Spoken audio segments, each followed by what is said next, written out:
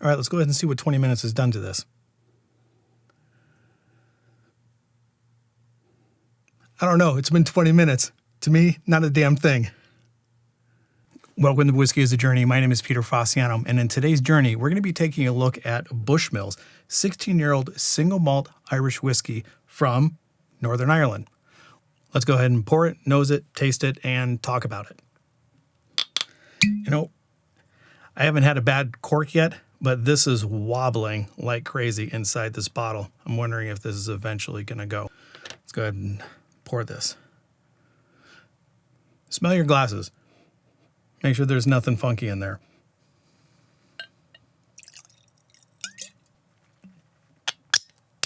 So the 16-year-old Bushmills is coming in at 40% ABV.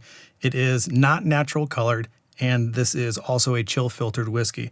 But it does have that age statement, 16-year-old. Now, what I find interesting about Bushmills is they're coming in with 400 years of distilling experience. Now, their claim to fame is that they are the oldest licensed distillery in the world. I picked up this bottle at Total Wine & More. Cost me $124. This is now 7 months into my whiskey journey, so I thought I'd go ahead and splurge a little bit and go for a more expensive whiskey. Let's go ahead and see if it holds up. Okay, first things first, on the nose. All right, so right off the bat, I am getting hit with fruit. And then right behind that fruit, I'm getting hit with spice. Now, what kind of fruit am I talking about here? And then what kind of spice? Again, just like always, I'm still kind of struggling right now in my journey to try to pick out specifics about what is the sweetness that I'm getting and then what is the spice. I think this one seems to be fairly easy because I know this is aged in Oloroso sherry casks. So I'm definitely getting those dark fruits. I'm getting a lot of raisin, a lot of plum, a lot of fig. And the spiciness on this, the spiciness is pretty interesting. It's a little bit different than the spiciness of some of the American single malts. Not by much, but I think I'm definitely getting allspice, nutmeg, maybe a little bit of ginger. Now, what I've been doing lately is I've been smelling the whiskeys, and then in my spice cabinet, I've been going in there and smelling the individual spices just to see if I can make a correlation to what I'm actually smelling in the whiskey. It seems to be working out, and I know they do make smelling kits. I'm not at the point in my journey where I'm ready to invest that much since I have what the normal spices typically are, those cooking spices. I have all those in my cabinet. Now, those might be a little bit too powerful, and I'm looking at something that's very nuanced or very subtle in these things. So in the catchphrase of spices, especially cooking spices or Christmas spices, it could be allspice, it could be cinnamon, it could be nutmeg, it could be anise. Oh, and on the back end of that, I'm also getting vanilla and honeys. Boy, that's really good. Let's go ahead and give this a taste. Boy, that's really good. The taste is being backed up by the smell. Everything that I've been getting in the smell, I'm also getting on the palate. I've got that, there it is, that note again on the sides of my tongue. As it's hitting my tongue, the first thing that comes through are those dark fruits, the raisins, the plums, the dates. Then I get a little bit of a tang or a little bit of sting on the side of my tongue, the barrel tannins, and then the spice comes in. Boy, this comes in waves. That spiciness is definitely the nutmeg and the allspice. Not so much cinnamon. Let's go ahead and taste that again. Yeah, I guess a little bit of cinnamon that's there.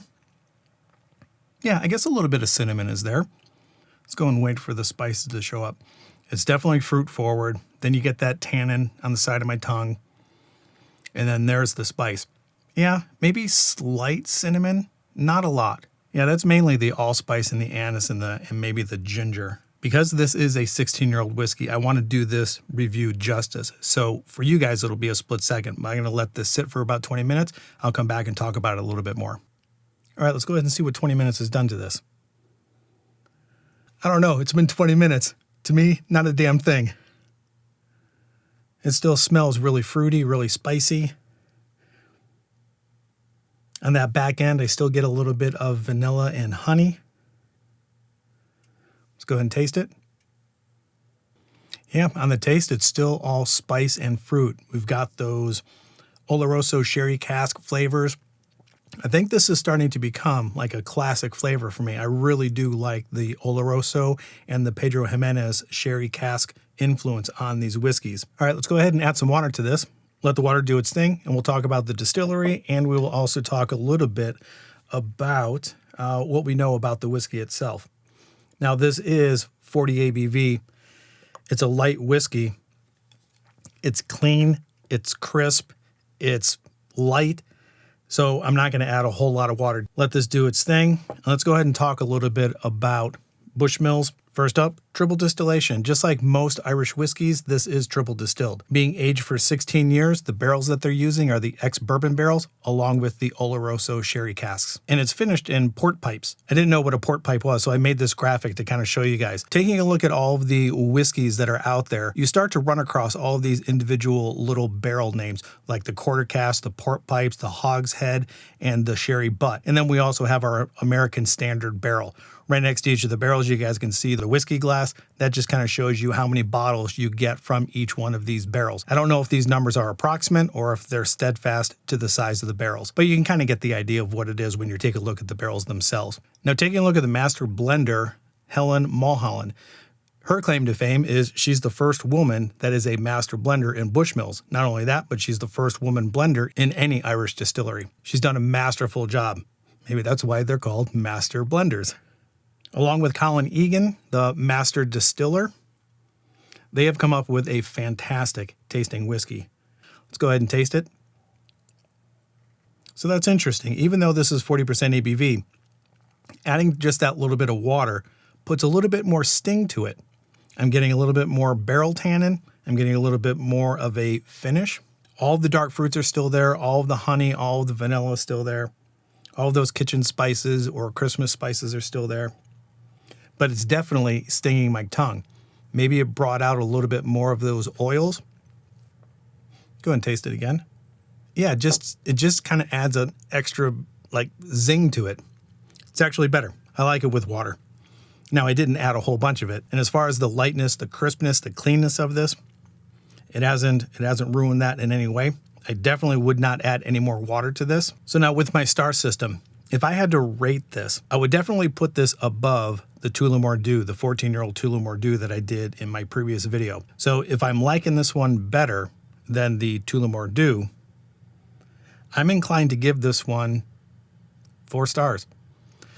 The finish is great. The aromas that I'm getting are absolutely fantastic. I'm loving the Oloroso sherry cask. I'm loving those dark fruits. I definitely like that there are layers to this.